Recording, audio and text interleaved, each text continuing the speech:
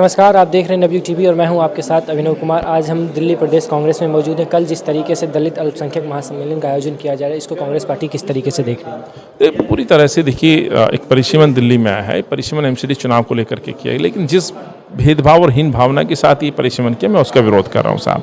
हमने बहुत समीक्षा के बाद ये निर्णय लिया है। इसमें एक विशेष वर्ग धर्म के लोगों को इस दृष्टि से देखा गया जो शायद भाजपा से सवाल पूछते हैं या भाजपा से संतुष्ट नहीं है। इसलिए इस परिसीमन से उनकी जो महत्व है उनको कम किया गया, उनकी जो न्यायिक भूमिका है उसको तितर बितर किया गया, या उनकी जो एकजुटता कहिए या उनका जो निर्णय लेने का जो साहस है उसको कम करने की कोशिश की गई है।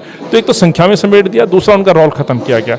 कई जगह परिसीमन के जो नियम थे उनको उल्लंघन किया गया है। पॉपुलेशन का अंतर है, टापू नेचुरल बाउंड्री तोड़ करके टापू से कुछ वार्ड को उठा करके जोड़ा गया है, कुछ वोटरों को जोड़ा गया है, यानी कि कुछ को इधर, कुछ को उधर, कुछ को ईस्ट में, किसी को वेस्ट में, इस तरह से तितर बितर किया गया है।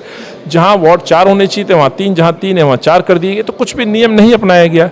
हम जब वहाँ डेलीगेशन ले जाकर के मिला तो मैं पूरी तरह से आश्वस्त हूँ कि शायद उनके कंट्रोल में नहीं है, और जो ये परिसीमन आया है पूरी तरह से एक पॉलिटिकल भाजपा द्वारा, आरएसएस द्वारा ड्राफ्ट है, जिसका समर्थन अरविंद भी कर रहे हैं। अन्यथा अरविंद ने एक शब्द नहीं बोला, एक पार्टी ने ऑब्जेक्शन दर्ज नहीं किया कि भाई आखिर क्यों कर रहे हो।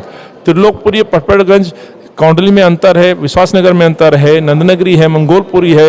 ये ऐसी सीट हैं जहां साफ तौर पे आप अंदर देख सकते हैं जहां पे अन्याय किया जा रहा है। ओखला है, ओखला में 5 वार्ड हैं। ओखला के अंदर आपको परिसीमन जब करना ही नहीं था, आप पहले भी 5 थे, आज भी 5 हैं, लेकिन जिस तरह से वोटों को तितर बितर किया गया तो वह भी मानसिकता दिखती है। त्रिलोकपुरी में यही हुआ, कौंडली में यही हुआ, यही काम साउथ दिल्ली के कई जगह हुआ है।